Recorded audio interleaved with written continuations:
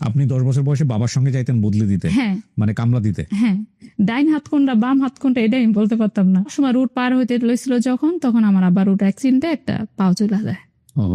আমি তখন কান্না করি আর ভাবি যে আমি মনে আর কোনোদিন বিদেশ যাইতে পারবো না। তখন আমার মেজো বোনটারে বিয়ে দিয়ে দিল। মানে আপনার আগে আপনার মেজো বোনের বিয়ে হয়ে গেল? মানুষের ছেলে দেখে না, আমার আফসোস করতো যে আল্লাহ আমার সব করা মেয়ে দিল, একটা ছেলেও দিল না। করবো কিন্তু আমি মেয়ে হয়ে আমার মার ভবিষ্যৎ করে দিব, আমি যাতে কোনদিন কইতে না পারে যে আমি কষ্ট করছি। একে কোম্পানিতে বাঙালি মেয়ে ছেলে ছিল, তো কেউ যদি আমাকে প্রেমের অফার দিত না, আমার খুব রাগ উঠতো।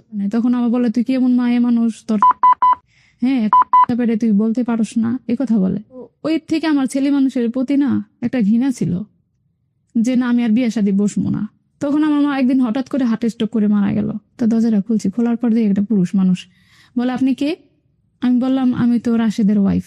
আপনি রাশেদের ওয়াইফ? আপনার ডকুমেন্টস আছে, আপনার ওর সাথে বিয়ে হয়েছে, তুমি আমাকে মাফ করে দিও। আমি অনেক ভাবছি কিন্তু আমি পেরে উঠতে পারতেছি না।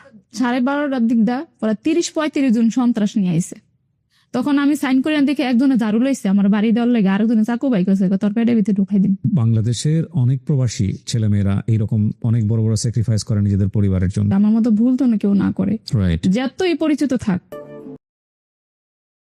আসসালামু আলাইকুম প্রিয় দর্শক এবং শ্রোতা, আল্লাহ সর্ব অবস্থায় আমাদের সবার মঙ্গল করুন। সবসময়ের মতো সেই দোয়া এবং শুভকামনা জানিয়ে শুরু করছি। রয়েছে আমার সঙ্গে, একটু জানার চেষ্টা করি আপনার নাম কি? আমার নাম আখি। বয়স? বয়স 34। জি। আমার জন্ম জেলা বিক্রমপুর, মুন্সিগঞ্জ। জি। আমাদের নিজস্ব কোনো ঘর বাড়ি ছিল না, তো ছোটবেলাতে দেখতাম আমরা নানির বাড়িতে থাকতাম। তো তখন আমরা 3 বোন ছিলাম। আমার আব্বা একলা কাজ করতো, মানে সংসারটা চালাইতে খুব কষ্ট হয়ে যেত। আমার আব্বা তখন বর্ষাকাল আসলে মাছ ধরতো, আর যদি শুকনা কাল আসতো তখন ওই যে বদলি দিত আর কি, মানুষের খেতে কাজ করতো।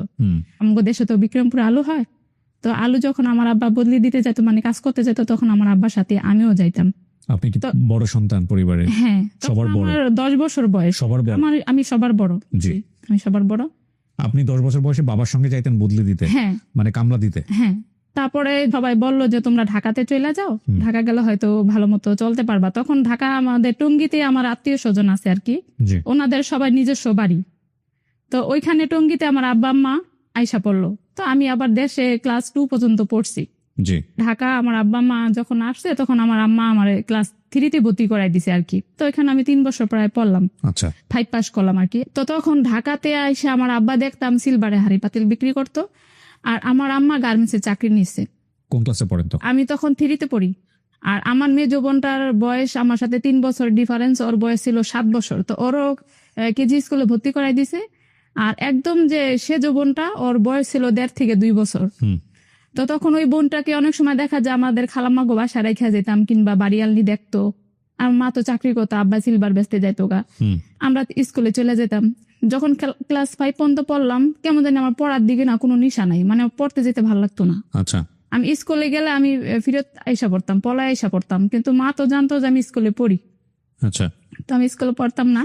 তো আমরা যে বাসায় ভাড়া থাকতাম, ওই বাসায় ভাড়াটি একটা মেয়ে আছিল আমার থেকে একটু বয়সে বড়, ও আবার চাকরি করে। তো আমি দেখি, মনে মনে ভাবি যে আমার আব্বা যে কাজগুলা করে, এই কাজ কইরা তো আমাদের সংসার চালায়া ঘর ভাড়া দিয়ে তো সমান সমান। তো এই যে আমরা 3টা বোন যে হয়েছি, কিভাবে আমাদের বিয়া শাদী দিব বা কিভাবে আমাদের ভবিষ্যৎ করবো। এক পর্যায়ে আমি মনে মনে সিদ্ধান্ত নিলাম যে আমি গার্মেন্টসে চাকরি করবো। এটা মারে বলি নাই, তো আমি ওই আপাটারে বলছি, আপা আপনার সাথে আমাকে গার্মেন্টসে নিবেন? বলে, তুই তো ছোট, তোর তো গার্মেন্টসে নিব না। তখন বয়স কত আপনার? তখন বয়স প্রায় 13 বছর। তখন আমি ফরক পরি আর প্যান্ট পরি। তো মেয়েটা আচ্ছা বললো, ঠিক আছে তাহলে চল আমার সাথে। তখন আমি স্কুলে না যেয়ে ওই মেয়ের সাথে গার্মেন্টসে গেছি। গার্মেন্টসে যাওয়ার পরে ওই মেয়েটা বলতেছে যে তুমি গেটের সামনে দাঁড়ায় থাকো, ভিতর থেকে যদি লোক আসে তাহলে নিব। তো আমি গেটের সামনে দাঁড়ায় আছি। এখন দারোয়ানরা বলতেছে যে তুমি কেন আসছো এখানে? আমি বললাম যে আমি তো চাকরি নিতে আসছি। তুমি তো অনেক ছোট, কিভাবে চাকরি করবা? দেখেন আমরা তো অনেক গরিব মানুষ, আমরা অনেক কষ্ট করে চলি, আমার নেন না। পরে এক পর্যায়ে মায়া লাগছে, লাগে পরে সুপারভাইজার ডাক দিচ্ছে, বলতেছে মেয়েটা গরিব মানুষ, কান্নাকাটি করতেছে চাকরির জন্য। তো সুপারভাইজার আমাকে নিল, নেওয়ার পরে তখন আমাকে কাজে দিল। তো যেভাবে দেখাই দিছে আমি পারতাম, করতাম। তো আমার ওদিন বলতেছে যে তুমি তো ফরক পরে আসছো, প্যান্ট পরে আসছো, তো কালকে প্যান্ট পরে আসবা না, সালোয়ার পরে আসবা। সেদিন আমার মার ছুটি হয়ে গেছে, ছুটি হওয়ার পর আমার আব্বা কাজের থেকে আসছে, দেখে আমি বাসায় নাই। পুরা এলাকা খুঁজছে যে কই গেছি, শিয়ানা মানুষ, আর অনেক কান্নাকাটি করতেছে, খুঁজছে। তো এক পর্যায়ে আমার ছুটি হয়েছে 5টা বাজে, আমি তো অনেক খুশি যে আমি চাকরি হয়েছে। বাড়িতে আইসে তখন আমার মা বলতেছে, আমার দেখে মা কান্না করে দিছে যে তুমি কই গেছিলা। তখন আমি বললাম, মা আমি না চাকরি নিছি, আমার চাকরি হয়েছে, মানে আমি এত খুশি। তো আমার মা কি করলো, আমার ধরে মারলো। আমার মা আমাকে মারলো যে তোর স্কুলে ভর্তি করাই দিছে, তুই স্কুলে না পড়ে তুই চাকরিতে গেছিস, তোর কি কইছি আমি চাকরি করতে। তখন আমি বলি যে না, আমি আর স্কুলে পড়বো না, আমার স্কুলে পড়তে ভালো লাগে না। তখন মা আমাকে রাগ করে বললো, আচ্ছা ঠিক আছে, তুই যখন স্কুলে পড়বি না তো তুই চাকরিই কর। ভাইয়ের আসলে ছোট দেখে বের করে দিত সুপারভাইজাররা। তো আবার ভাইরা চলে গেলে আবার নিত টয়লেটে, মানে আটকে রাখতো।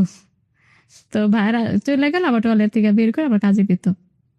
তো এরকম করতে করতে প্রায় 5-6 মাস এরকম গেছে। তো আমরা যে বাড়িতে ভাড়া থাকতাম, বাড়িয়ানির মেয়ে, মানে ওনার সাথে আমার খুব কলস ছিল আর কি। উনি আমাকে অনেক আদর করতো, বোনের মতো দেখতো। তো উনি একদিন ঢাকা যাইতেছে রেডি হইয়া। তো আমি বলতেছি যে আপা আপনি ঢাকা যাইতেছেন কেন? এখন বলতেছে তুই বুঝবি না। তা আমি বলতেছি বলেন আমারে কি লেগে ঢাকা যাইতেছেন, আমি একটু শুনি। তখন ওই বাড়িয়ানির মেয়ে আবার চাকরি করে সাভার ইপিজেটে। তখন বলতেছে কি আমি না বিদেশে যাবো, বিদেশের বিষয়ে ইন্টারভিউ দিতে যাইতেছি, তুই কাউরে বলিস না। তা আমি বলছি আচ্ছা ঠিক আছে। তখন আমি বলি যে তাহলে আপনি গেলে কিন্তু আমারও নিয়ে যায়। মানে উনি তো যাই না, আগে আমি আশা করে বলি। আপনার তখন বয়স কত? আমার বয়স তখন 14 বছর। লেখাপড়া বন্ধ করে দিয়ে আপনি যে বিভিন্ন গার্মেন্টসে কাজ করে বেড়াচ্ছেন এই সময়টাতে? একটাই করছি, মানে এক গার্মেন্টসে চাকরি করার পরে ছোট বলে বের করে দিছে। আমি আর কোনো গার্মেন্টসে চাকরি নিতে পারি না, ছোট ছোট বলে যে না তুমি ছোট। তো বাসায় থাকতাম, তো পড়াশোনা তো করতামই না। তখন পড়া কি জিনিস বুঝি নাই। বললাম যে আপা আপনি বিদেশ গেলে আমার নিয়ে যান। উনি বলতেছে আমি তো যাইতে পারি না, তোর কিভাবে নিমু। তো আমি বলছি আপনি যান, তারপর আমি যাব। তো উনি কি করলো, ইন্টারভিউ দিয়ে আসলো, উনি পাশ হয়েছে ইন্টারভিউতে। পাশ হওয়ার পরে এখন মানে ওদিন থেকেই মানে বিদেশের প্রতি আমার কেমন যেন একটা নেশা লাগলো মনের ভিতরে, যে আমিও কোনো একদিন বিদেশ যাবো।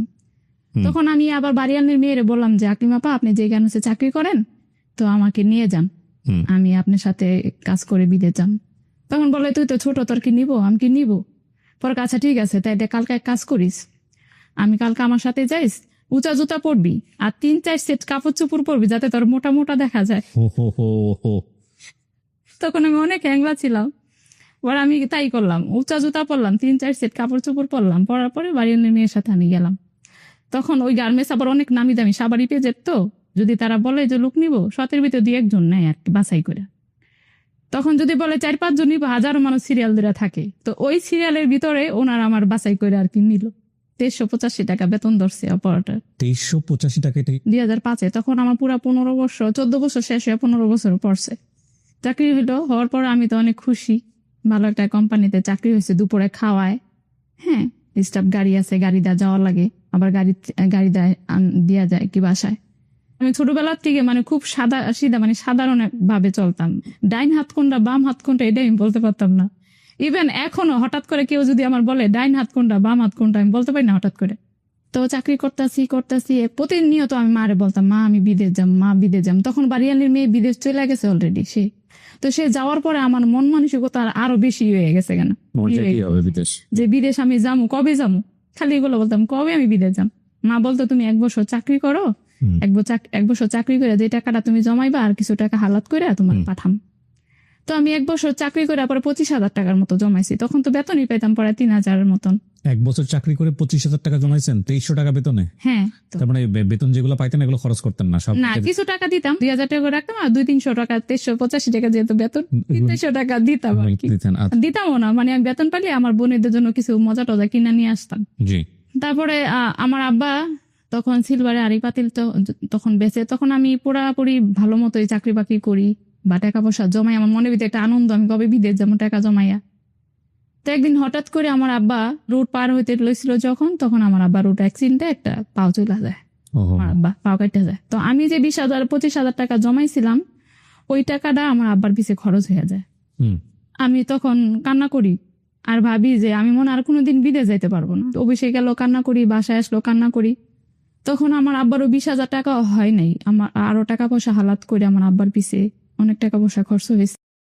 হওয়ার পরে এক পর্যায়ে আমি তখন আমার মা বলে যে তুমি টেনশন করো না, তুমি আরো 1 বছর চাকরি করো। আচ্ছা। তখন আমার মনের ভিতরেই করলাম যে না ঠিক আছে। মানে বিদেশ যাওয়ার জন্য আপনি এত ক্রেজি ছিলেন? হ্যাঁ। মানে সবাই বোন, কোনো ভাই নাই? না, কোনো ভাই নেই। মানে আপনার মাথার মধ্যে কেন এটা কাজ করতো যে আপনার বাবা মাকে আপনাকেই দেখতে হবে, আপনার বাবা মাকে? কাজ করতো তখন আমার মনে হইতো আমার আব্বা গরিব মানুষ, আর যেহেতু সবই মেয়ে, এমনি তো দেখতাম মানুষের মেয়ে বিয়ে শাদী দেওয়ার সময় অনেক টাকা পয়সা খরচ করে ভাঙ্গে, ধুমধাম করে বিয়ে দেয়। তো আমার বাবা তো কোনোদিন ধুমধাম করে বিয়ে দিতে পারবে না। এই কারণে আর কি সবসময় আমি এটা ভাবতাম যে না, আমি জীবনে কিছু একটা করবো। আর হয়েছে যখন আমার আব্বা অ্যাক্সিডেন্ট হইলো তখন তো আরো বেশি মনের ভিতর হয়েছে যে না, আমার কিছু করা লাগবো। তখন আমি আরেক বছর কাজ করলাম। তখন আমার মা একলা কাজ করতো, আমার আব্বা তো তখন বসা, যেহেতু পাও নাই একটা। পাটা কেটে ফেলতে হয়েছে? হ্যাঁ, পাও কেটে ফেলা হয়েছে। তো মা একলা কাজ করতো, তো ওই টাকা দিয়ে কোনো রকম ঘর ভাড়া খাওয়া হইতো। আবার আমি কাজ করে, মা কাজ বলতে কি, মা মানুষের বাসায় কাজ? না, গার্মেন্টসে কাজ করতো। তো তখন তো আমি আবার চাকরি করে, আমি তো টাকা দিতাম না, আমি তো ওদিকে বিদেশ যাবো দেখে আমি সব টাকা আমি জমাইতাম। তো 1 বছর কাজ করার পরে আমি আবার 25,000 টাকা জমাইলাম।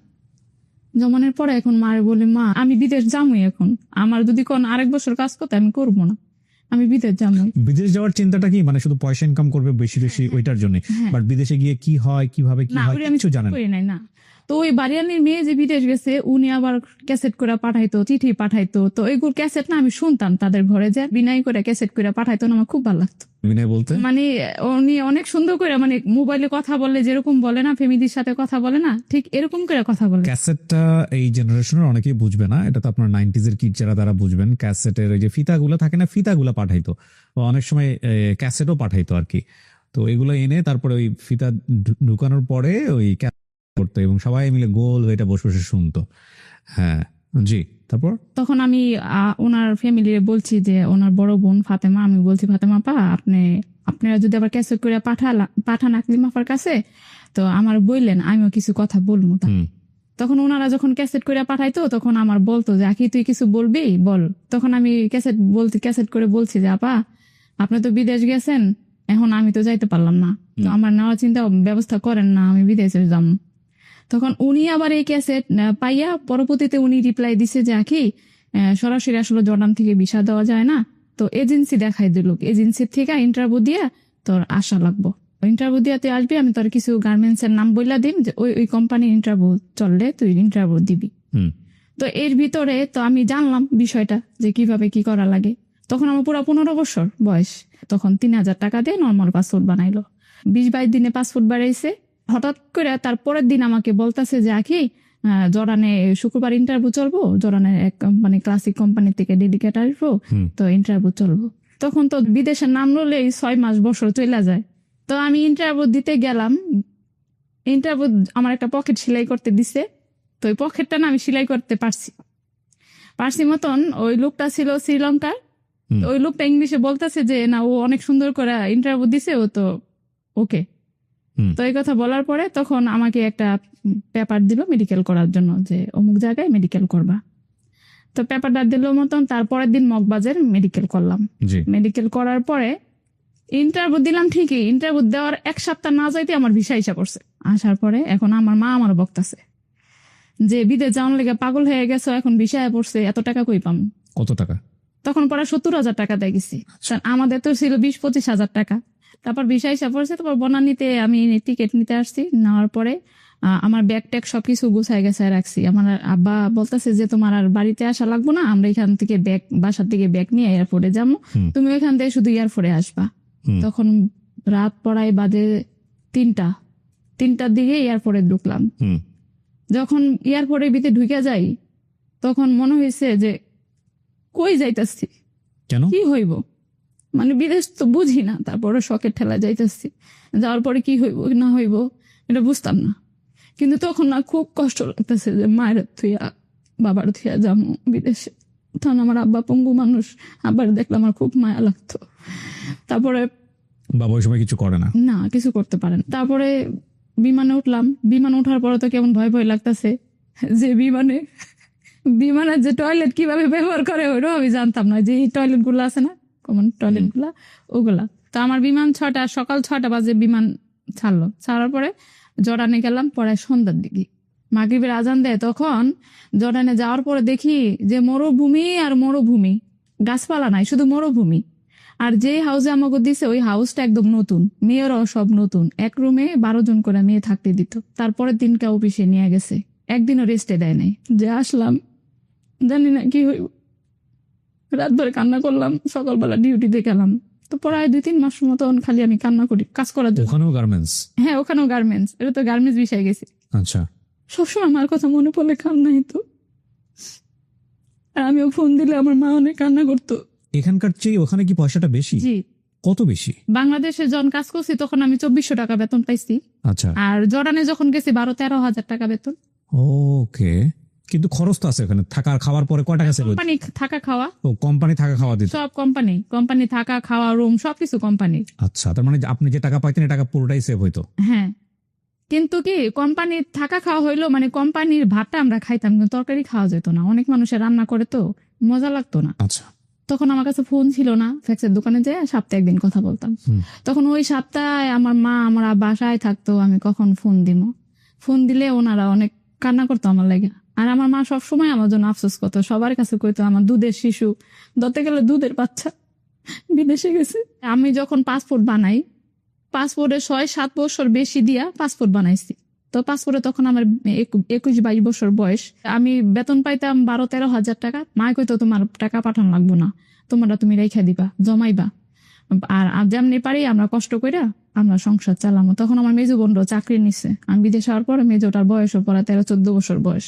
তো আমি যখন আমার বিদেশ যাই তখন আমার ছোট একটা বোন হয়েছে, ওই বোনটার বয়স পড়া 3 বছর, রাইখা আমি বিদেশে গেছি। তখন 10,000 টাকা করে আমি প্রতি মাসে রাইখা দিতাম। 5 মাসে আমি পড়া 50,000 টাকা রাখলাম। রাখার পরে আমি যে ঋণ করে আইছি 50,000 টাকা, ওই টাকার আগে ঋণ দিলাম। ঋণ দেওয়ার পরে মানে আমি খালি বছর গুনি, 1 বছর টাকা আলাদা আলাদা করে রাখি। তখন 1 বছর কাজ করলাম, 1 বছর কাজ করে আমার ঋণ টেন দিয়া 1,20,000 টাকার মতো জমছে। তো আমি মারে বলি কি, মা 1,20,000 টাকা যেহেতু জমছে, তাহলে আপনি জায়গা কিনেন। মা কই 1,20,000 টাকা দেখি জায়গা হইব? তাই আমি কইছি জায়গা হইব না, দেখেন সমস্যা কি, দেখতে সমস্যা কি, আমি দরকার হলে মানুষের কাছ থেকে হালাত বালাত করে দিব। আমার মা আবার একদিন বলতেছে কি যে গাজীপুরে জায়গা সস্তা আছে। গাজীপুরে আমার আবার অনেক আত্মীয় স্বজন গাজীপুরে জায়গা কিনা বাড়ি করছে। আমার মা জায়গা দেখলো, দেখার পর ওনার পছন্দ হয়েছে, পরে জায়গা বায়না করলো। পরে 4 কাঠা জায়গা 50,000 টাকা কাঠা। তো 4 কাঠা জায়গার দাম পড়ায় 2 লাখ টাকা পড়ে, রেজিস্ট্রি খরচ টরচ লিয়ে পড়ায় 3 লাখ টাকার মতো পড়ছে তখন। তো আমার কাছে ছিল পরে 1,20,000 টাকা, ওই টাকা দিয়ে বায়না করে থিয়ে গেছে। 3 মাসের ভিতরে মানে বাকি টাকা আপনার পরিশোধ করে তারপরে রেজিস্ট্রি করা লাগবে আর কি। 3 মাসের টাকা জমাইছি। আর আমার রুমের মেয়েগোর থেকে আমি টাকা চাইছি যে আমি জায়গা কিনবো, আমার সবাই একটু হেল্প করেন, পরে আমি পরবর্তীতে আবার আপনাকে কাজ করে দিয়ে দিন। ওকে। তারপরে মেয়েরা আমার টাকা দিল, দেওয়ার পরে জায়গা কিনলাম। জায়গা কেনার পরে আমার মনে হইলো যে আমি কিছু করতে পারছি। যেগুলার টাকা আমি ধার করছি সে ধারের টাকা আমি দিলাম কাজ করিয়া। তো আমি আবার এক পর্যায়ে আমার মেজো বোনটারও আমি বিদেশ নিয়ে গেলাম। ওর বয়স কত তখন যখন আপনি ওকে যখন ওর নিয়ে গেলাম, ওর 16-17 বছর এরকম অল্প বয়সে আর কি নিস। নিয়ে যাওয়ার পর আমার ইচ্ছা ছিল যে 2 বোনে কাজ করবো, তাহলে আমার বেশি দিন করা লাগবো না, তাহলে 2 বোনে তাড়াতাড়ি কাজ করলে 1 বোনের টাকাটা 2 সংসারও চলে, আর 1 বোনের টাকা ঘর বাড়ি করলাম। তো ওই বোনটা নিয়ে গেছে মতন, ওই বোনটা প্রায় 3-4 মাস কাজ করার পরে কোম্পানিতে লাগছে আন্দোলন, মানে ওয়ার্কার আন্দোলন লাগছে মতন, মালিকে গার্মেন্টস বন্ধ করে দিছে। বন্ধ করে দেওয়ার পরে ওই লোকগুলা সব বাংলাদেশে পাঠাই দিছে। তা আমি যে আমার বোনের এত টাকা পয়সা খরচ করে নিয়ে গেছে, ওইটা মানে আমার লস হয়ে গেছে। আমার ইচ্ছা ছিল যে ওরা আমি আবার নিয়ে আসবো, 2 বোনে একসাথে কাজ করে তারপর একবারে চলে যাবো। তো আমার বোন বলতেছে না আমি আর বিদেশ যাবো না। তো আমার মা বলতেছে থাকো, যখন যাইতেই চায় না তাহলে আর নেওয়া দরকার নেই, আর বিয়ে শাদী দিয়ে দিই। তখন আমার মেজো বোনটারে বিয়ে দিয়ে দিল। মানে আপনার আগে আপনার মেজো বোনের বিয়ে হয়ে গেল? আপনার বাবা মা চিন্তা করে নাই যে আপনার বিয়ের ক্ষেত্রে সমস্যা হতে পারে? চিন্তা করেন, এই কারণে আমি বলছি যে ওর বিয়ে শাদী দিয়ে দেন, যেহেতু আমি বিদেশে আছি, আমি কবে যাই কোনো ঠিক নেই।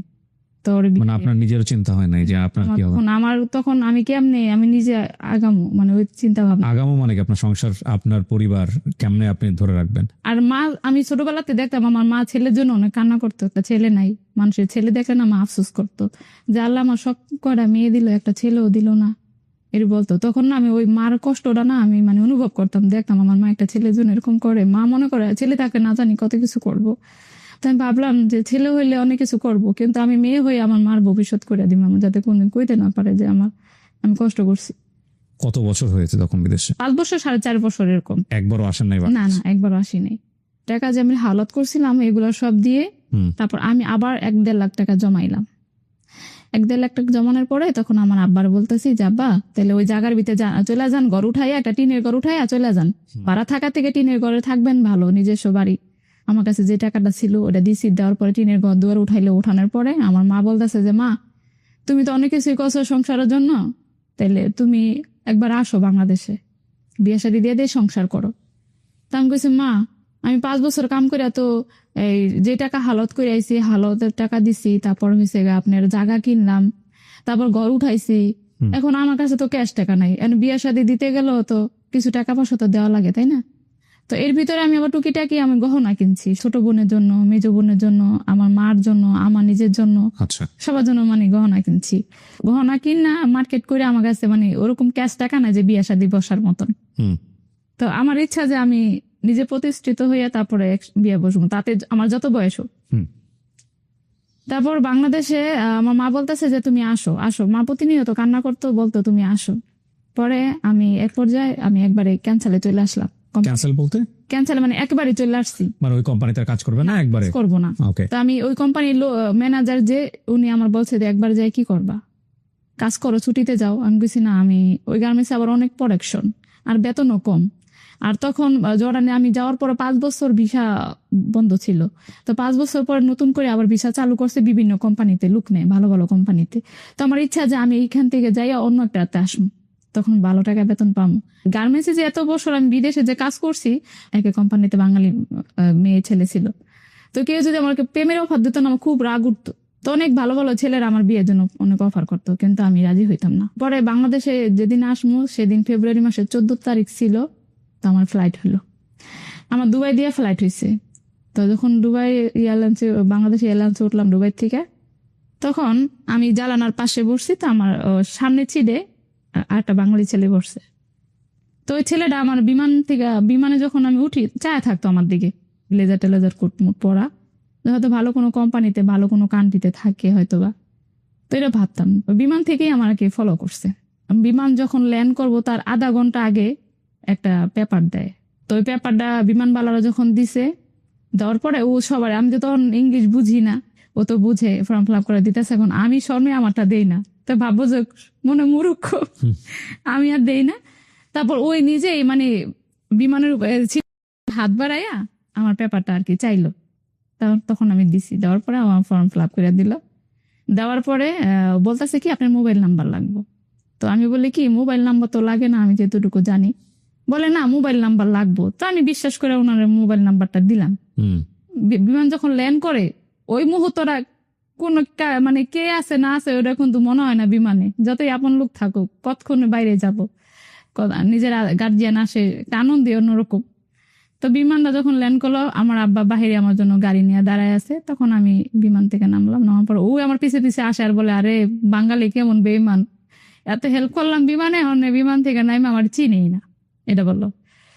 তো আমি বাসায় আইলাম, আসার পরে ও যে আমার ফোন নাম্বার যে রাখছে, ও আমার নিশিরাইতে পড়ায় 12টা দিকে কল দিছে। দেওয়ার পর বলে যে ফোন দিয়ে বলে আখি আছে আখি। আমি বললাম আমি তো আখি, আপনি কি? বলে আমার আপনি চিনেন না, বিমানে যে আপনার সাথে আমার পরিচয় হয়েছিল। পরাঙ্কু আচ্ছা, আপনি আমার চালাকি করে আমার কাছ থেকে নাম্বারটা নিছেন? বলে হ্যাঁ। আমি ওরা জিজ্ঞেস করি না যে আপনার নাম কি, আপনার বাসা কোথায়। তো একদিন ওর সাথে পড়ায় ফোন দেয়, পর আমি বললাম কি যে এত রাতে কেন ফোন দেন, বদ্ধতা কি বুঝেন না? আমরা ফ্যামিলি নিয়ে থাকি, আপনার মতো একলা থাকি না, আপনি ফোন দিবেন না তো রাত করে। তারপর দিন সে আবার ফোন দেয়, দিনের বেলা দেয় রাতেও দেয়, এবং 2-3 দিন ফোন দিল আমি কথা বলি, ফোন দিলে আমি কথা বলি। তো কথা বলতে বলতে বলতে বলতে এক পর্যায়ে পড়ায় কেমন জানি ওর প্রতি একটা আমার মানে ভালো লাগা কাজ করলো, কিন্তু কেউ কাউরে বলি নাই যে আমি তোমাকে ভালোবাসি কি আসে বিষয়। তো এমনিতেই মানে দুজনের ভিতরে একটা ভালো আন্ডারস্ট্যান্ডিং হইলো। তো এক পর্যায়ে ও নাকি ওর ফ্যামিলিরে জানাইছে যে মা আমি বিমানে একটা মেয়েরে দেখছি, আমার খুব পছন্দ হয়েছে মেয়েটারে, বাড়ি গাজীপুরের নাম আখি, তো আপনি যদি আমার বিয়ে যদি করা নেই তাহলে ওই মেয়ের আমি বিয়ে করবো। তখন ওর মা নাকি বলছে ঠিক আছে তুমি ওই মেয়ের সাথে আমার কথা বলাই দিও, আমি ওর মেয়ের সাথে কথা বলবো, ওর ফ্যামিলির সাথে কথা বলবো। তোর মা আমার সাথে কথা বললো, বলার পরে আমার ফ্যামিলির সাথেও কথা বললো।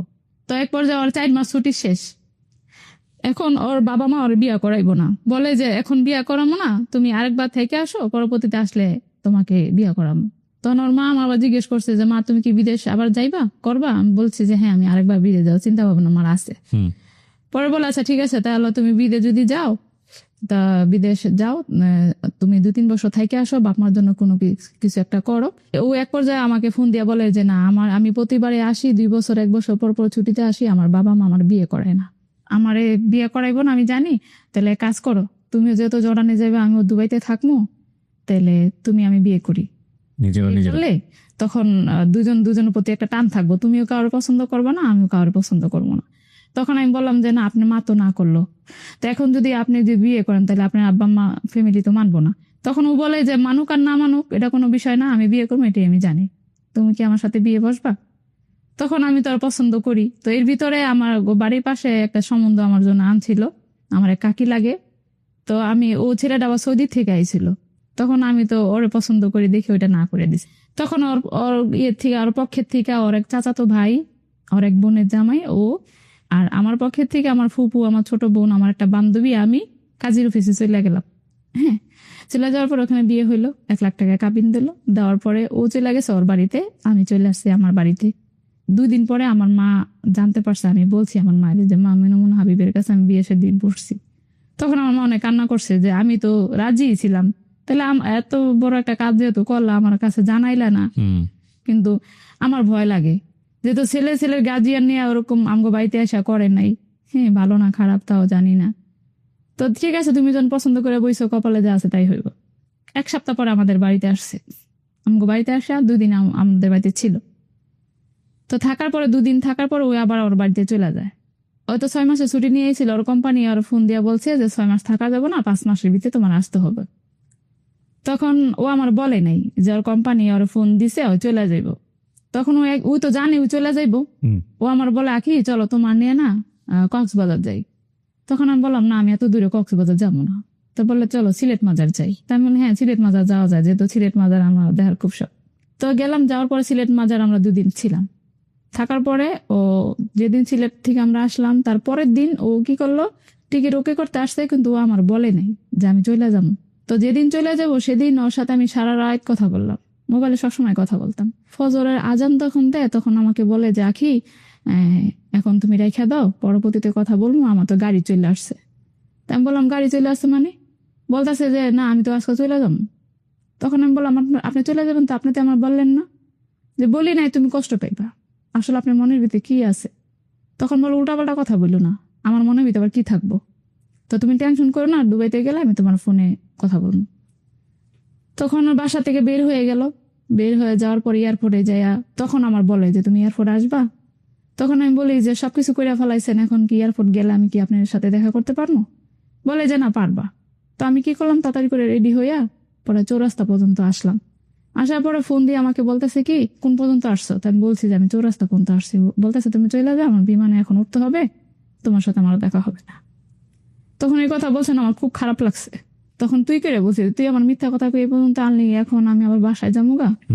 তখন আমি কেমন জানি মন থেকে মানে আমার এটা আসছে যে আমি তখন বলি যে আল্লাহ যেন কোনো দিন তোর সাথে যেন আমার আর দেখা না হয়, এটাই যেন জীবনের শেষ কথা হয়। আমি বাসায় চলে আসলাম, আসার পর ওই তো দুবাইতে চলে গেল। ওখানে যা ফোন দিছে যে আমি ভালো মতো পৌঁছেছি, আমার জন্য টেনশন করো না।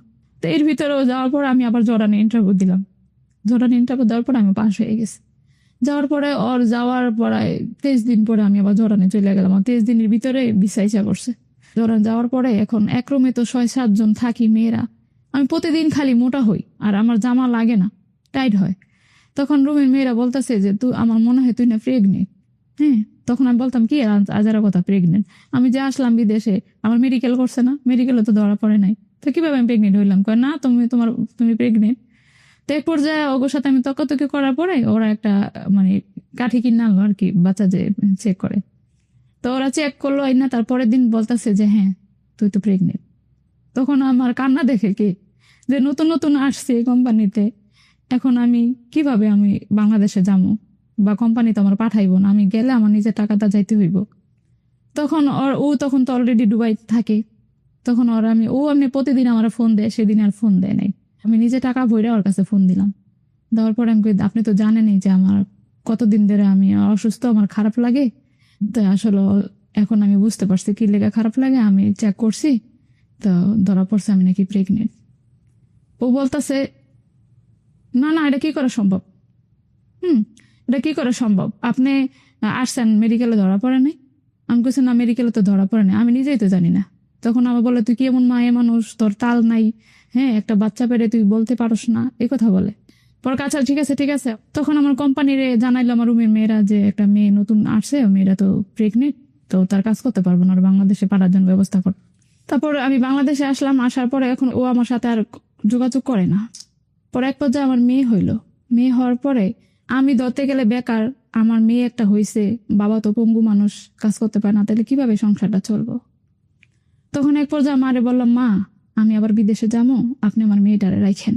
তখন আমার মা বললো তোর বাচ্চা আমি কিভাবে রাখবো, তো মারা যাইব। তখন আমি বললাম মারা যদি যায় যাক, যদি আল্লাহ বাঁচা রাখে তো থাকবো, আর না থাকলে আমার কোনো দাবি নেই আপনার প্রতি।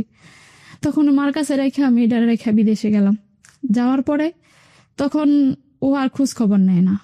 ওইখানে যাওয়ার পর আমি ফোন দিছি, যাওয়ার পর বলে ও আবার বিদেশে আইসা বসো, মেয়ের রাইখা টাকার এত লোভ, আমার ফ্যামিলির ফোন দেয়া কয় আপনারা টাকার এত লোভ, মেয়ের বিদেশ পাঠাই দিছেন, বলে যে তুই এরকম বিদেশ আসছস না আমার কাছে না বললা, তোর সাথে আমার কোনো সম্পর্ক নেই। তারপর এক পর্যায়ে দেখি যে না আসলে ওরা দিয়া তো আমার আর চলবো না, বাচ্চাটার প্রতি কোনো মায়া নাই, কালো হয়েছে না সুন্দর হয়েছে কেমন হয়েছে কোনোদিন জিজ্ঞেসও করেনি। তখন আমি নিজের ইচ্ছায় তারপর নিজের থেকে আমি আর ডিভোর্স দিয়ে দিলাম। তখন আমার মেয়ের বয়স 6 মাস।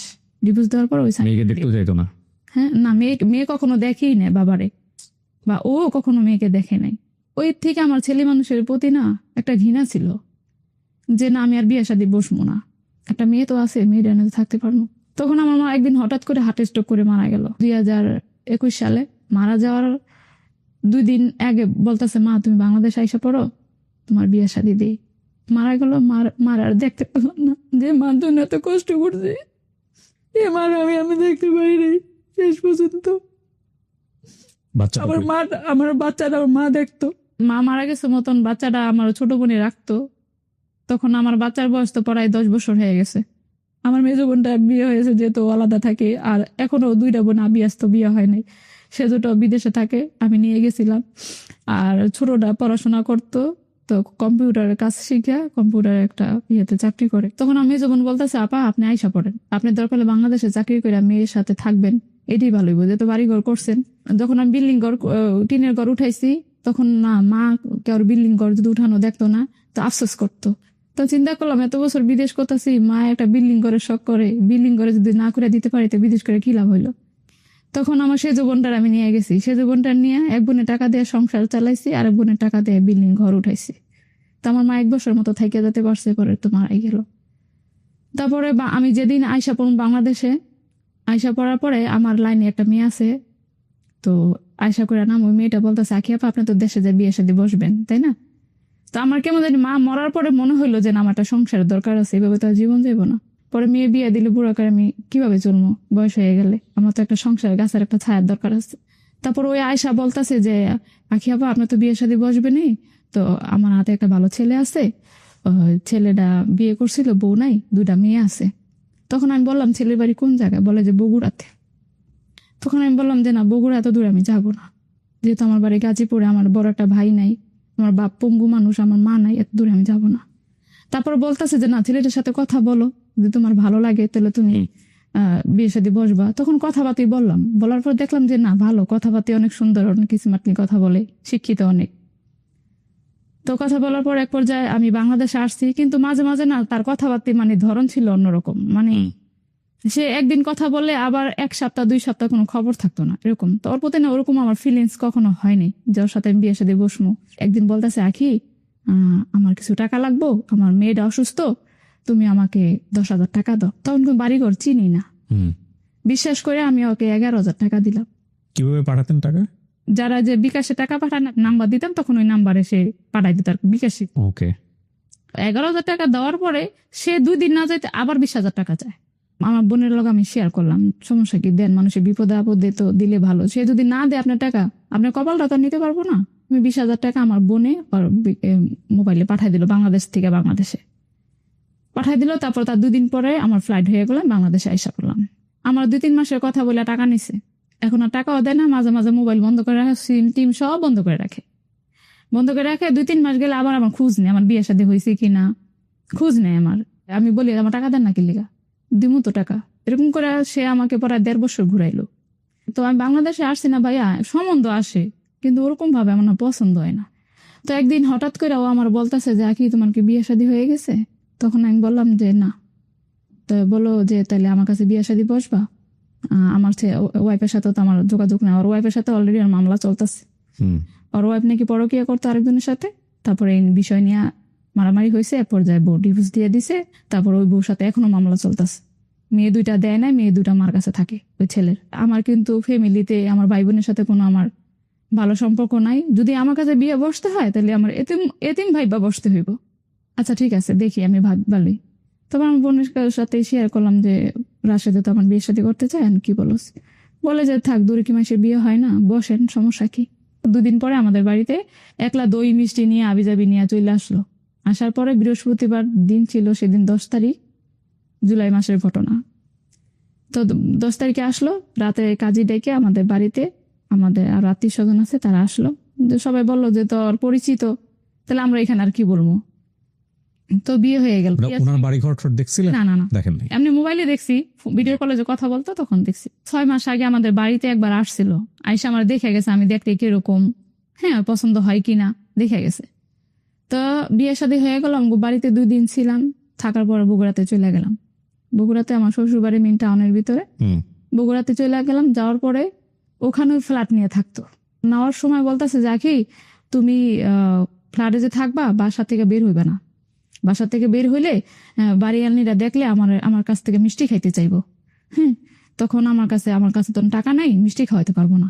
তো ও আমার কি করতো, কাজে গেলে না বাইরের থেকে নক করে যেত যাতে আমি বাসা থেকে না বের হইতে পারি। তো এরকম নক করে যেত। পরে একদিন, সেদিন আর নক করে নাই, সেদিন বলছে তুমি ভিতর থেকে লাগাই দাও। তো আমি ভিতর থেকে লাগাই দিছি। তো তখন আমাকে মোবাইল ইমু চালাইতে দিব না, ইমু চালাইতে দিলে আমি যদি কারোর সাথে কথা বলি চালাইতে দিব না। তো তখন আমার আব্বা আমার জন্য কান্না করে, আমার মেয়ে কান্দে, যত দূরে থাকি আমার খারাপ লাগে। তো বলতেছে যে তুমি এত কান্না করো যেহেতু, তাহলে তুমি ইমু চালাও, তোমার ফ্যামিলির সাথে কথা বলো। তো কথা বলতেছি, এক পর্যায়ে ও তো চলেই গেছে। ওই বাড়িয়ালনিরা আমার কথা সাউন্ড পাইছে। সাউন্ড পাওয়ার পরে ওনারা এসা বলতেছে, দরজা নক করতেছে। তাই ভাবছি মনে হয় ও আসছে। তো দরজাটা খুলছি, খোলার পর দিয়ে একটা পুরুষ মানুষ বলে আপনি কে? আমি বললাম আমি তো রাশেদের ওয়াইফ। আপনি রাশেদের ওয়াইফ? আপনার ডকুমেন্টস আছে? আপনার ওর সাথে বিয়ে হয়েছে? আমাকে হ্যাঁ অবশ্যই ডকুমেন্টস আছে। তখন ওর রাশেদের ফোন দিলাম যে আপনি বাসায় আসেন, এই সমস্যা হয়েছে। পরে বাসায় আসলো, আসার পর ওকে ভাই এটা আপনার কি হয়? বলে যে এটা আমার ওয়াইফ। আপনি কবে বিয়ে করছেন? বলে বৃহস্পতিবারে বিয়ে করছি। আপনি বিয়ে করছেন, ডকুমেন্টস আছে? বলে হ্যাঁ আছে। পরে দেখাইলো ডকুমেন্টস, কাজের থেকে একটা কাগজ নিতে, সেটা দেখাইলো। দেখানোর পরে সে আমার ওই প্রথম বলতেছে ওই ভাইয়াটা ওর সামনেই যে আপনি তো 2 মাস আগেও এখানে ওয়াইফ নিয়ে আসছিলেন। তখন আমি কান্না করতেছি যে কোন সিটারে পাল্লায় পড়লাম, তুমি কান্না করো গেলে, আমি তো এটা বিদায় করে দিই তোমার আনছি, আমি তো থাকাকালীন আনিনি। একজনের সাথে সমস্যা চলতেছে, আরেকজনকে বিয়ে করে বিদায় করে দিচ্ছে, তারপর আপনাকে বিয়ে করছে। আচ্ছা। আর আমি একটা অসহায় মানুষ, আমার বড় একটা ভাই নাই, আমার একটা বড় বোন নাই, আমার বাবার এই অবস্থা আপনি জানেন, আমার ফ্যামিলির সবকিছু জানি। বিয়ে করছেন কি লেগে এরকম করলেন আমার সাথে? বলে যে না আমি সংসার করবো, যেহেতু বিয়ে শাদী হয়ে গেছে এখন আর কই যাব। ও আবার আরেক জায়গায় বাসা ভাড়া নিয়েছে, ওই বাড়িওয়ালা না করে দিছে যে আপনি কালকার ভিতরে আমার বাসা ছাইয়া দিবেন, আপনার মতো লোকে বাসা আমি রাখবো না। সবকিছু নিয়ে সামান টামান নিয়ে ওখানে নিয়ে গেছে। যাওয়ার পরে ওখানেও আমার বলে যে তুমি বাসাতে বাইরে আইবো না, বাড়িওয়ালাদের সাথে কথা বলবো না, কোনো ভাড়াটিয়ার সাথে কথা বলবো না। তো আমি কেউ সাথে কথা বলতাম না, সারাক্ষণ বাসায় থাকতাম। ও কাজে যেত, ওই আবার এনজিওর ব্যবসা করে, টাকা কানেক্ট করতে যেত। ও ফোনে কইতাছে কার কাছে জানি, মানে আমার মোবাইলে দেখছে বলে একরকম, এখন দেখে আরেক রকম, মানে আমার পছন্দ হয় না ওর। ওই নতুন বাসায় 2 দিন, পুরান আর এই পরের বাসায় 5 দিন। তো 5 দিন থাকার পরে ও আমার একদিন বলতাছে যে তুমি তোমাকে বাড়িতে বেড়ায় আসো, গাড়িতে করে পাঠাই দিল। আমার একদিন বলতাছে যে আখি আমি টাকা দিয়ে দিছি, কাজীরে ফোন দিয়া কাবিনের কাগজটা তোমার দিয়ে যাবো তোমার বাসায়, তুমি কাবিনের কাগজটা একটু পাঠাই দিও তো। ফটোকপি করে আসলটা ওরে দিয়া ফটোকপিটা রেখে দিছি। বলে তোমার জন্ম নিবন্ধন আছে না? আমি হ্যাঁ আছে। তো কত ছবি তুলা দাও তো। আমি কি করবেন আপনি? কয় লাগবো, ওই যে আমার আগের বউর সাথে মামলা চলতেছে না, ওই করে দেখাইতে হইব যে আমি বিয়ে করছি, নাহলে তো ওই বউ আমার উঠাই দিব। আর আমার খালি ঘুরাইতে আমি বলতাম আপনি আসেন না কেন, আমার নিয়ে যান না। আমার বোন বললো যে ভাই আপনি আসবেন কবে, আপনি আপারে নিতে আসেন না? তখন বলে যে হ্যাঁ আসবো। এই কথা বললা সেদিন আমারও একটা মেসেজ দিছে যে আখি তুমি আমাকে মাফ করে দিও। আমি অনেক ভাবছি কিন্তু আমি পেরে উঠতে পারতেছি না। তোমার সাথে আমার সংসারটা মনে হবে না। তোমার সে আগের 2 মাসের কাহিনী, যাকে বিয়ে করছে। তখন আমি বলি আপনি কি বলেন, সংসার হবে না? আমি কি করছি? আমার দোষটা কি? বলে না কোনো দোষ নাই, আমি এমনিতেই সংসার করব না, তোমার কোনো দোষ নাই। পরে কথা শোনার পর আমি পাগল হয়ে গেছি। আমি মানুষ মারা গেলে যেভাবে কান্না করে আমি ঠিক এভাবে কান্না করছি। তখন সন্ধ্যা 6টা বাজে, আমি আমার বোনের বললাম তুই বগুড়া আমার বাস স্ট্যান্ডে নিয়ে দিয়ে আমি বগুড়া যাম। 11:30 বাজে আমি বগুড়া বাস স্ট্যান্ড নামছি। আমার কাছে ফোন দিছে, আমি ফোন ধরি নাই, ও ভাবছে যে বগুড়াতে আমি যাইতেছি। তো আমি দরজা নক করতেছি, বলে কে? আমি কই কি আমি কে? আমি আখি দেখেন বের হয়ে পর বের হয়েছে। আপনি এখানে আসছেন কেন? মানে ও আমার চিনে না। এখানে আসছেন কেন? আপনি তো ডিভোর্স দিয়ে দিছি আমি, আপনার এখানে আসছেন কেন? তখন আমি ডিভোর্স দিয়ে দিচ্ছেন মানে? আমি তো আপনি ডিভোর্স দিই না, আপনি না দিলে কি হয়েছে? আপনি যাচাই করেন গা। তখন আমি ওর পায়ে 2টা জড়াই ধরছি, আমার অপরাধটা কি, আমি কি করছি? আমি জীবনে অনেক কষ্ট করছি, আমি ছোটবেলা থেকে বাবার সংসার অনেক কষ্ট করছি, জীবনে কোনোদিন সুখ পাই নাই গা। আমার কি অপরাধ? আমি 15 বছর বিদেশে গেছি, আমি বিদেশে বড় হয়েছি ছোট থেকে। আমি ওর 2টা পা ধরে কান্না করলাম, আমার অপরাধটা কি? সে আমার পাওনা আমার মনে হয় যে যারা দিয়ে চলে গেল। যাওয়ার পরে সে বলতেছে যে তুমি আসছো ভালো কথা, তুমি এখন রেস্ট নাও। আমি আর বলতেছি যে আমার অপরাধটা কি? আমি জীবনে কোনদিন সংসার পাই নাই, আমি সংসার চাই। স্বামী কি জিনিস আমি জানতাম না, আপনার দিয়ে বুঝছি।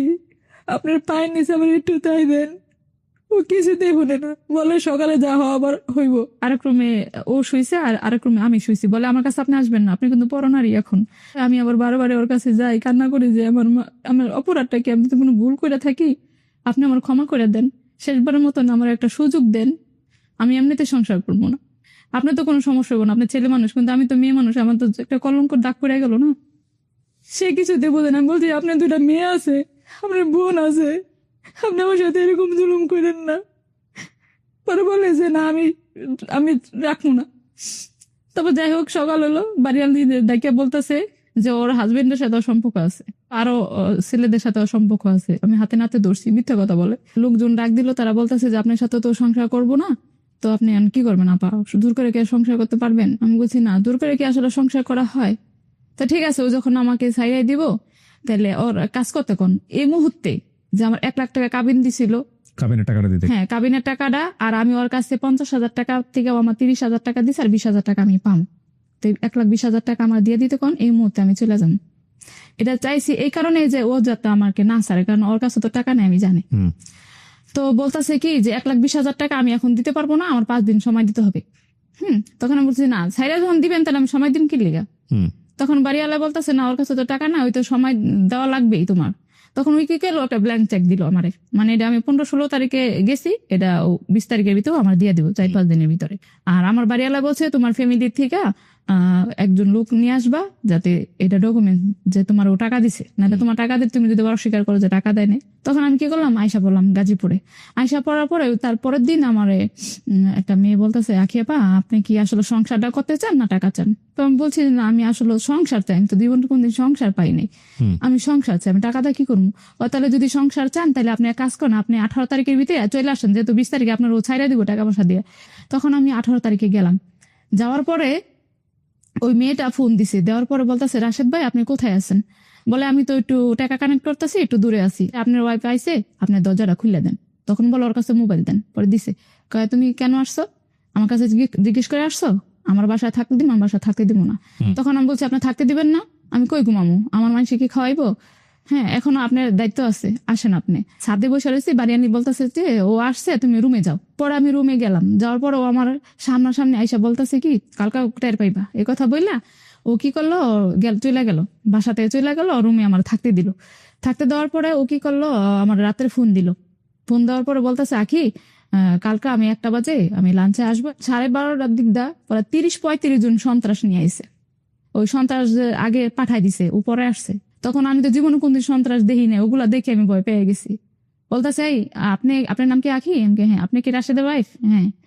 আপনি কি দেখে ওর কাছে বিয়ের সাথে বসলেন? আপনার সাথে ওর সাথে মানায়? ও একটা স্মার্ট ছেলে, আপনার দেখতে ভালো লাগে না, আর আপনি নাকি জোর করে বিয়ে বসছেন ওর কাছে আপনার এলাকার মানুষ দিয়ে। আমি বলছি, ভাইয়া এক মুখে তো অনেক কথাই শোনা যায়, তো আপনি আমার এলাকাতে চলেন, এলাকার লোকজন যদি বলে যে আমি জোর করে বিয়ে বসছি, আমি এই মুহূর্তে এক্ষুনি চলে যাবো, ওর টাকাও আমি নিব না। পরে বলে যে আপনার কাছে ব্ল্যাঙ্ক চেক আছে না? আমি বলছি হ্যাঁ আছে। দেখি তো চেকটা। পরে চেকটা দিছি মতো চেকটা নিয়ে গেছে। ওর সন্ত্রাসের সাথেও চলে গেল। যাওয়ার পরে সন্ত্রাসরা আমার বলে যে আপনি বসে থাকেন, আপনার ব্যবস্থা একটা করে দিন, বসে থাকেন। আধা ঘন্টার ভিতরে আরো লোক লয়ে এলো, মানে আরো তখন 40-45 জন সন্ত্রাস নিয়ে এলো। এখন সন্ত্রাসরা আমার ঘরের ভিতরে ডেকে নিছে, ডেকে নিয়ে মেন দরজাটা লাগাই দিছে। লাগাই দিয়ে একজনের হাতে কলম, একজনের হাতে স্টাম্প, আরেকজন এক লাঠি লইছে আমার বাড়ি দিব যদি আমি সাইন না করি। তখন বলে আপনি স্টাম্প সাইন করেন। আমি কেন সাইন করব? ও তো আপনি 1 লাখ টাকা দিব না, ও আপনি 1 লাখ টাকা দিব না, আপনি যে 20,000 টাকা পাইতেন সেটাও আপনাকে দিয়ে দিব, 1 লাখ টাকা ও দিব না। তখন ওই সন্ত্রাসগুলোর সাথে ঘরের ভিতরে আডা চলাফেরা করে। আমি খালি ওর মুখের দিকে তাকাই থাকি যে আমার জন্য মানে বিন্দু পরিমাণ আমার প্রতি ওর মায়া দেখলাম না। আর ওর প্রতি আমার না ভালোবাসা ছিল না আগে। যখন বিয়ে হয়েছে, যখন আমার বাড়িতে আসছি, তখন আমি বুঝতে পারছি যে ওর আমি অনেক ভালোবাসি। ইভেন এখনো ভালোবাসি। ওর কথা আমি বলতে পারি না, এত কিছু যে করছে তারপরে বলতে পারি না। আমি যে পাইতাম ওই 20,000 টাকা সন্ত্রাস হাতে ওই দি, সন্ত্রাস সবাই কি করছে 5,000 টাকা হন থেকে মাইরা দিয়ে আমার 15,000 টাকা দিছে। তখন আমি সাইন করে দেখি একজনে ঝাড়ু লইছে আমার বাড়ি দেওয়ার লেগে, আরেকজনে চাকু বাই করছে তোর পেটের ভিতরে ঢুকাই দিন। আরেকজনে বলে এই ওর মাইরা যে নদী আছে নদী ভিতরে হালাই দিই। তখন আমি চিন্তা করলাম যে পড়া 40-45 জন মানুষ একটা রুমের ভিতরে, আমার যদি ধরে আমি তো পারবো না। আমি মানিজ্যতের ভয়ে আমি সাইন করে দিলাম। তখন আমি মানে একটা জিন্দা লাশের মতন হয়ে গেলাম যে কি করলো আমার সাথে, কি হইলে এগুলা, কি দরকার ছিল তাহলে আমার বিয়ে করা? তুই যখন আমার সাইডাই দিবি বিয়ের 1 সপ্তাহ পরে, তাহলে কি কেন বিয়ে করলি? যে 2টা বিয়ে হয়ে গেছে, মেয়ে মনে খারাপ, কিন্তু কেন যদি সংসার করতে পারি না সেটা তো আর দেখবো না। এই জায়গায় আমার কি ভুল ছিল স্যার? কি ভুল ছিল আমার এই জায়গায়? কেন আমার সাথে এরকম? কত সালের ঘটনা এটা? 3 মাস আগে, জুলাই মাসে বিয়ে হয়েছে, আগস্টে ডিভোর্স দিয়ে দিছে। আগস্ট, সেপ্টেম্বর, এই যে অক্টোবর, 3 মাস রানিং চলতেছে। মেয়ের বয়স কত আপনার? আমার মেয়ের বয়স 12 বছর। ওর মেয়ের বয়স 11 বছর একটা, আর একটা 8 বছর, না 9 বছর। আপনার এই বিদেশ যাওয়াটার সাথে এই সম্পর্কগুলো হওয়ার একটা কানেকশন আছে, আপনি জানেন এটা? হয়তো বা ও মনে করছে, হয়তো বা, কারণ ওই তো আমার বিয়ের আগে। আপনার মেজ বোনের বিয়ে হয়েছে না? হ্যাঁ। তার সংসারটা আছে না ঠিক মতো? হ্যাঁ, ওর সংসার আছে, কিন্তু ওর জামা একটু সমস্যা। সেটা থাকুক, বাট আপনার মতো তো হয় নাই। না না, আপনার বাকি বোনের গুলোর কি বিয়ে হয়েছে? না, 2টার বিয়ে হয়নি। বিয়ে হয়নি, এই দুটো আপনার উপর নির্ভর। হ্যাঁ। তো এখন বাবা অসুস্থ, মা তো নাই। আপনার এই মেজ বোনটার বিয়েটা কি পারিবারিক ভাবে হয়েছে? হ্যাঁ, পারিবারিক ভাবে হয়েছে, মানে ও পছন্দ করতো। দুর্ঘটনাটা খুব কাঁচা, মানে এখনই কিছুদিন আগে ঘটছে, সুতরাং এটা তো একটা ইফেক্ট তৈরি করবেই। বাড়িঘর ঠিকই করছেন, কিন্তু সেই ঘরে শান্তি নাই।